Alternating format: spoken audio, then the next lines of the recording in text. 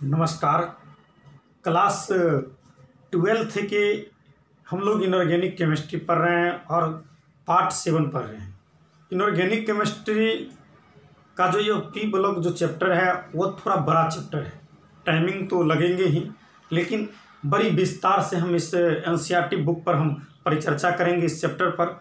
तो आइए आज हम लोग जानेंगे विभिन्न प्रकार के जो नाइट्रोजन का जो यौगिक है ऑक्साइड के रूप में वह कैसे बनता है। तो विभिन्न प्रकार के ऑक्साइड बनाने के तरीके जो हैं वह दिए गए हैं। सबसे पहला है डाई नाइट्रोजन ऑक्साइड, क्योंकि नाइट्रोजन जो यौगिक बनाते हैं वो कई प्रकार के यौगिक बनते हैं। तो करीब 6 प्रकार के यौगिकों को बनाने की विधि को यहाँ पर हम आपको दिखाने का काम करेंगे। सबसे पहला आपको यहाँ पर जो दिखाई दे रहा है वह डाई नाइट्रोजन ऑक्साइड है, जिसका सूत्र N2O है और इसके नाइट्रोजन की जो ऑक्सीकरण अवस्था है वो +1 है। जब हम लोग अमोनियम नाइट्राइड को गर्म करते हैं तब आपको डाई नाइट्रोजन ऑक्साइड जो सदस्य होते हैं वह आपको यहाँ पर जो है वो बन रहा है, क्लियर यहाँ पर बन रहा है। इसके भौतिक और रासायनिक गुणों को अगर आकलन करते हैं तो यह रंगहीन, गैस और उदासीन के रूप में रहता है। नेक्स्ट पॉइंट जो आपको यहाँ पर दिखाई दे रहा है वह है नाइट्रोजन मोनोऑक्साइड। उसके सूत्र होते हैं NO और इसके नाइट्रोजन की जो ऑक्सीकरण अवस्था होती है वह +2 होती है।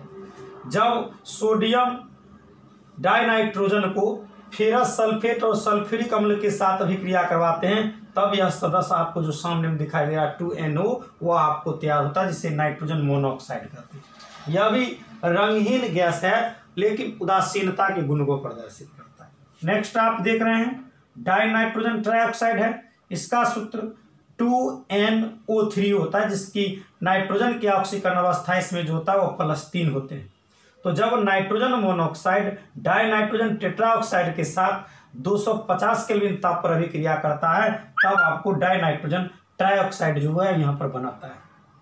इसके कलरिंग का अगर बात करें तो नीला ठोस पदार्थ के रूप में रहता है, अम्लता के गुण को प्रदर्शित करता है, जो इसके फिजिकल और केमिकल प्रॉपर्टीज को प्रदर्शित करता है। चौथा, नाइट्रोजन के जो यौगिक है वह है आपको नाइट्रोजन डाइऑक्साइड। इसमें नाइट्रोजन की ऑक्सीकरण जो अवस्था वो +4 है। लेड नाइट्रेट को जब हम लोग क्या करते हैं 673 केल्विन ताप पर गर्म करते हैं तब यह नाइट्रोजन डाइऑक्साइड जो होता है वो बनता है। इसका जो रंग का अगर बात करेंगे तो यह भूरा कलर का रहता है और अम्लता के गुण को प्रदर्शित रहता है। अब हम लोग 5वां नाइट्रोजन के ऑक्साइड के बारे में जानेंगे। नाइट्रोजन के यानी 6 ऑक्साइडों में से 5वां ऑक्साइड को देखते हैं डाई नाइट्रोजन टेट्रा ऑक्साइड, जिसमें नाइट्रोजन की ऑक्सीकरण संख्या +4 होती है। जब नाइट्रोजन डाइऑक्साइड को ठंडा करते हैं तब डाई नाइट्रोजन टेट्रा ऑक्साइड बनता है, जो रंगहीन, ठोस और द्रव रूप में अम्लीय रहता है। और अंतिम जो ऑक्साइड होते हैं वह है डाई नाइट्रोजन पेंटा ऑक्साइड, जिसका सूत्र N2O5 है। इसमें नाइट्रोजन की ऑक्सीकरण अवस्था +5 है। जब हम लोग यानी HNO3 को नाइट्रिक अम्ल को जब हम फास्फोरस पेंटाऑक्साइड के साथ अभिक्रिया करवाते हैं तब यहाँ पर बनता है डाई नाइट्रोजन पेंटाऑक्साइड। इसके गुणों को देखें तो यह रंगीन ठोस पदार्थ और अम्लीय गुणों को प्रदर्शित करने का काम करता है। हम लोग नाइट्रिक अम्ल पर विचार कर रहे हैं। बहुत ही इंपॉर्टेंट और बोर्ड मॉडल ये प्रश्न आपको हैं। नाइट्रिक अम्ल का सूत्र होता है HNO3 और इसके स्ट्रक्चर अगर आप बनाते हैं इस प्रकार से इसकी संरचना बनती है नाइट्रिक अम्ल का। इसमें ऑक्सीजन से नाइट्रोजन के बीच का जो बॉन्डिंग की जो दूरियां होती है वह 140.6 पिकोमीटर होता है। नाइट्रोजन से ऑक्सीजन का यहाँ का जो दूरी होता है वह 121 पिकोमीटर का होता है और जो कोण बनते हैं यहाँ पर वह 130 डिग्री का होता है। फिर अगर इस हाइड्रोजन से इस बॉन्ड से यहाँ तक अगर देखते हैं कोण तो 102 डिग्री का होता है और हाइड्रोजन और ऑक्सीजन के बीच 96 पिकोमीटर का जो होता है वो दूरियां पाया जाता है।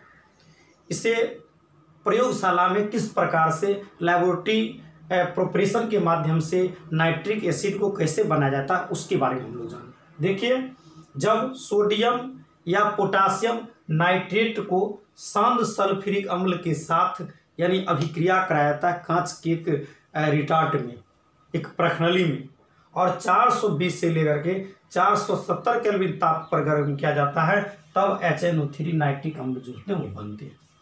जैसे कि आप इस एक्सपेरिमेंट जो प्रयोग हैं, जो विभिन्न इसमें जो एक्सपेरिमेंटल जो चित्र बनाया गया, इसके माध्यम से आप समझ सकते हैं किस प्रकार से बनाते हैं। समझिए, इस चित्र पर आप आसानी से ध्यान दें जिससे बिल्कुल समझ सकते हैं। देखिए इस चित्र को आसानी से आप कि किस प्रकार से नाइट्रिक अम्ल जो होते हैं वह बनते हैं।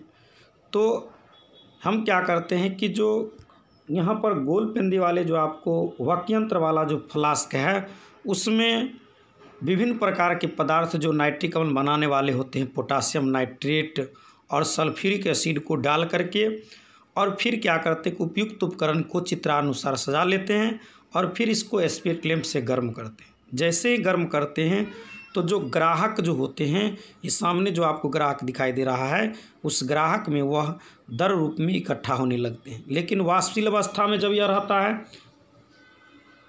तब क्या किया जाता है कि वाष्प के ऊपरी भाग से नल के माध्यम से जल दिए जाते हैं, जिससे वह आसानी से द्रवित होकर अंदर वाला पदार्थ एकत्र हो जाता है। इस प्रकार से नाइट्रिक अम्ल प्राप्त होता है।